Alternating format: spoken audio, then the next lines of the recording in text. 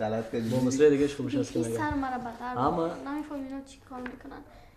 چی گپ است بچه ها؟ چرا گپ میزنین؟ از کی است که ما متوجه هستم مثل زنبور بز کده بیخی گپ زده میرین مرا هیچ نمیمانین من چی مطالعه مشکل خود است؟ تو کتاب میخونی متوجه ما سیراس بگو. ما مطالعه میکردم خوب فکر خب اینجا کنم جای مخصوص کتاب دارین خواندن دیگه. است.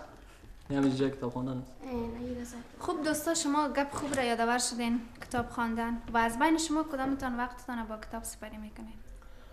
خب ما عادت دارم از طرف شو بر نیم ساعت یا یک ساعت که میتونم کتاب بخوانم، چرا که بر خوب است و همچنان معلوماتم زیاد میکنه. ما از طرف شو میخوانم معمولا.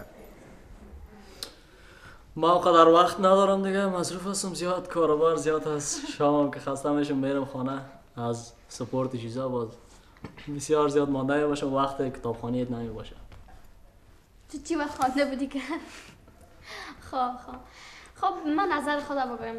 به نظر من مطالعه کردن در زندگی آدم یک بخش مهم می باشه و من کتابای مکتب خودم مطالعه میکنم و در پالویش کتابای معلوماتی هم مطالعه میکنم چون میخوایم که به گنج دانشم افزوده شود.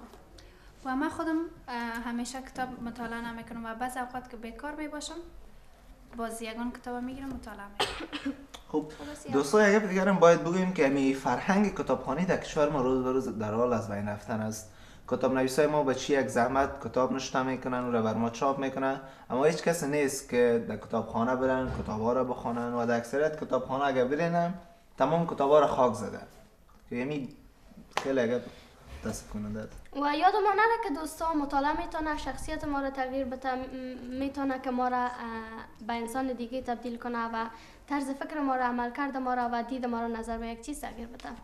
و نظریاتتون نظریاتتون رو در فیسبوک خطکش بگذارین، ما منتظر نظریاتتون.